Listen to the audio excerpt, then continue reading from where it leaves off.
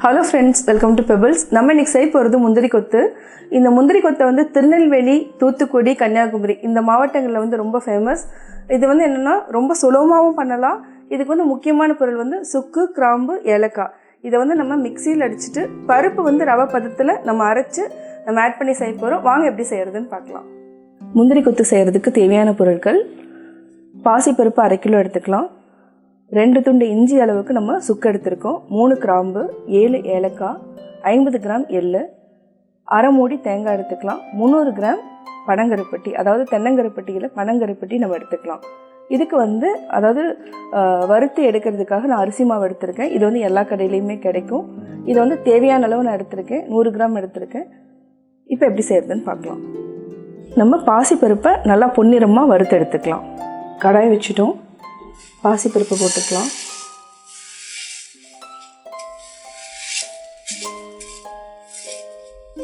இதை வந்து சிம்மில் வச்சுட்டு நல்லா பொன்னிறமாக வறுத்துக்கலாம். இப்போ நல்லா பொன்னிறமாக வறுத்துட்டோம். அதாவது தொட்டு பார்த்திங்கன்னா நல்லா சூடு வந்து தாங்க முடியாத சூடு இருக்கும். இந்த டைமில் நம்ம ஆஃப் பண்ணிக்கலாம். அதே மாதிரி வாயில் போட்டு பாருங்கள், நல்லா கிறிஸ்பியாக இருக்கும். இப்போ நம்ம ஆஃப் பண்ணிக்கலாம். சுக்கு, கிராம்பு, ஏலக்காய் இந்த மூணையும் நம்ம மிக்சியில் வந்து போட்டு பொடி பண்ணி வச்சுக்கலாம். அதாவது சுக்கு, ஏலக்காய், கிராம்பு இதை வந்து நம்ம அரைச்சிட்டோம். அரைச்சதுக்கப்புறம் பார்த்திங்கன்னா இந்த மாதிரி பஞ்சு பஞ்சாக இருக்கும். அதாவது ஏலக்காயோட தோல், அதே மாதிரி சுக்குனோட தோல் இதெல்லாம் இருக்கும். நம்ம இது எல்லாத்தையுமே இந்த மாதிரி எடுத்துடலாம், வெளியில் எடுத்துடலாம். தனியாக ஒரு கிண்ணத்தில் வச்சுக்கோங்க. பொடி மட்டும் நம்ம எடுத்துக்கலாம், இல்லைனா நம்ம சலிச்சு கூட எடுத்துக்கலாம். இந்த மாதிரி இருக்கிறது தான் நான் சொல்கிறேன்.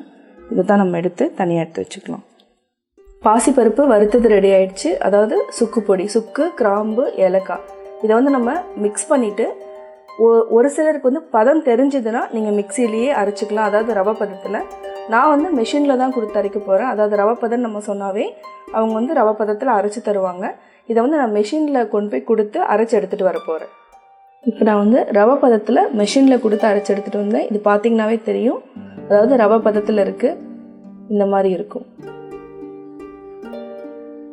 நைஸாக இருக்காது, கொஞ்சம் கரகரன்னு இருக்கும். இதான் வந்து ரவை பதம். இப்போ நம்ம கடாயில் தேங்காயை வறுத்துக்கலாம். 1/2 கிலோ பாசிப்பருப்புக்கு ஒரு அரை மூடி தேங்காய் அளவுக்கு நான் எடுத்திருக்கேன்.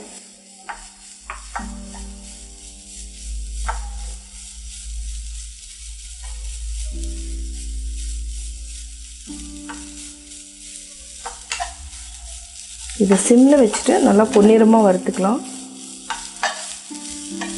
அதாவது இதில் வந்து ஈரப்பதம் இருக்கக்கூடாது, அது வரைக்கும் நம்ம நல்லா வறுத்துக்கணும்.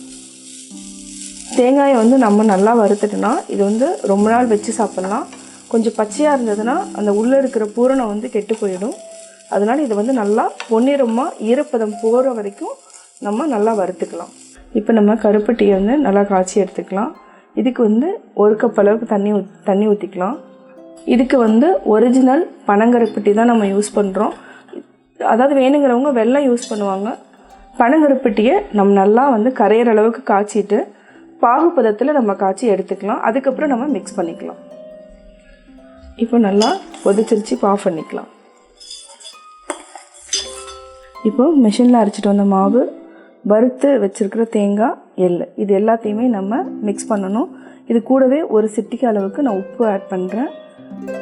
உப்பு, தேங்காய்,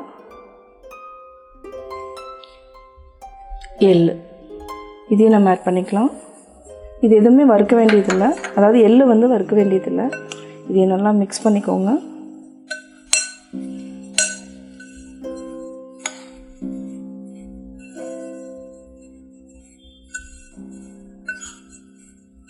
இப்போ நம்ம கொஞ்சம் கொஞ்சமாக கருப்பட்டி வந்து அதாவது பாகு காய்ச்சி வச்சுருக்கிறோம், அதை மிக்ஸ் பண்ணிவிட்டு உருண்டை பிடிக்கணும். ஒரு அகலமான பாத்திரத்தில் நான் கொட்டிட்டேன். இதில் வந்து நம்ம ஒரு போர்ஷனாக எடுத்துக்கலாம்.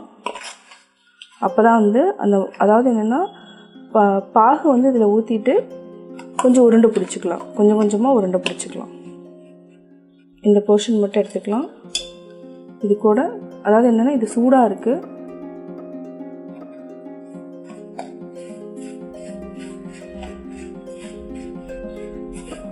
அப்படியே மிக்ஸ் பண்ணிகிட்டே இருங்க.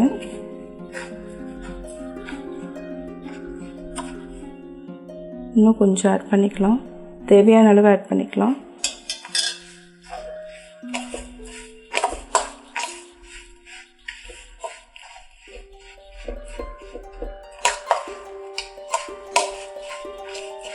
இந்த ஈரப்பதத்திலேயே நம்ம வந்து உருண்டை பிடிச்சிக்கணும். அதனால தான் இந்த போர்ஷனாக நம்ம பிரித்து பண்ணுறோம். இன்னும் 1 ஸ்பூன் அளவுக்கு நம்ம ஆட் பண்ணிக்கலாம்.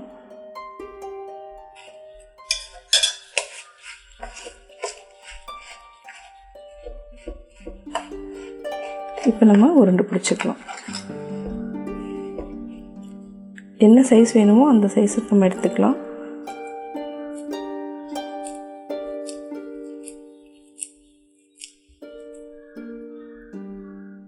நான் இந்த சைஸில் எடுத்துருக்கிறேன். இதை வந்து நம்ம தனியாக எடுத்து வச்சுக்கலாம்.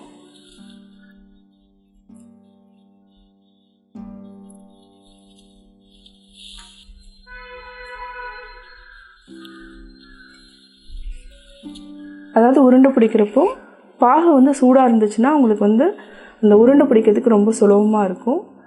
இந்த மாதிரி கரெக்டாக இருக்கும். அதாவது சூடு பண்ணிகிட்டே நம்ம கொஞ்சம் கொஞ்சமாக ஆட் பண்ணிக்கலாம். இப்போ நம்ம உருண்டை இந்த மாதிரி பிடிச்சி எடுத்து வச்சுட்டோம். இது வந்து நான் 1 hour வந்து ஃபேனுக்கு கீழே வச்சுருக்கேன். பனங்கருப்பட்டியில் நல்லா வந்து ஊறி இருக்கும். இப்போ பார்த்திங்கன்னா உங்களுக்கு தெரியும், ஃபஸ்ட்டு சாஃப்டாக இருந்துச்சு, இப்போ பார்த்திங்கன்னா கொஞ்சம் நல்லா ஊறி ஹார்டாக இருக்குது. இப்போ வந்து நம்ம மேல் மாவு வந்து கரைச்சி எடுத்துக்கலாம். இப்போ நம்ம மேல் மாவை கரைச்சிக்கலாம். அரிசி மாவு எடுத்திருக்கேன். இதுக்கு வந்து 1 சிட்டிகை மஞ்சத்தூள் ஆட் பண்ணிக்கலாம், அதாவது அந்த கலருக்காக. அதே மாதிரி 1 சிட்டிகை ஆப்ப சோடா,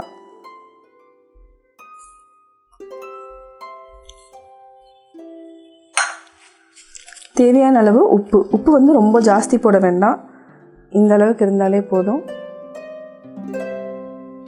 இதை வந்து நம்ம நல்லா கரைச்சிக்கலாம். இது வந்து தோசை மாவு பதத்தை விட கொஞ்சம் கெட்டியாக இருக்கணும்.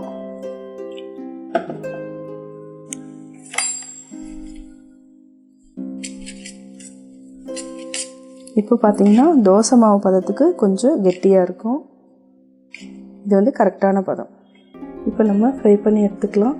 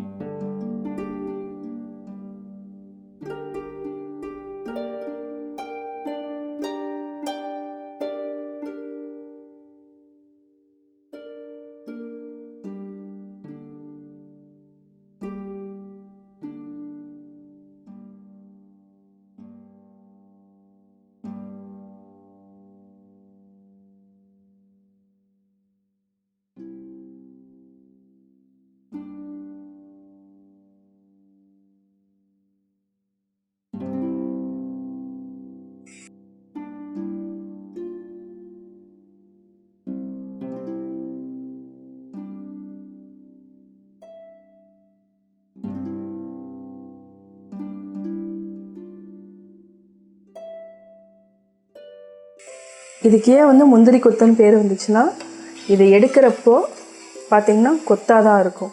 இந்த மாதிரி கொத்தாக இருக்கிறதுனால முந்திரி கொத்துன்னு பேர் வந்துச்சு.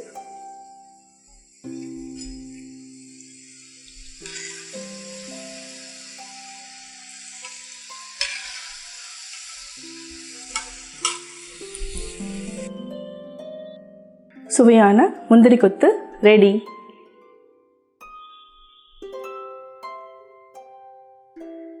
நான் முந்திரி கொத்து எப்படி செஞ்சேங்கிறத பார்த்தீங்க. கட்டாயம் உங்களுக்கு இந்த வீடியோ பிடிச்சிருக்கும். இந்த வீடியோ பிடிச்சதுன்னா லைக் பண்ணுங்கள், ஷேர் பண்ணுங்கள், கமெண்ட் பண்ணுங்கள். மறக்காமல் பெபிள்ஸ் தமிழ் சேனலுக்கு சப்ஸ்கிரைப் பண்ணுங்கள்.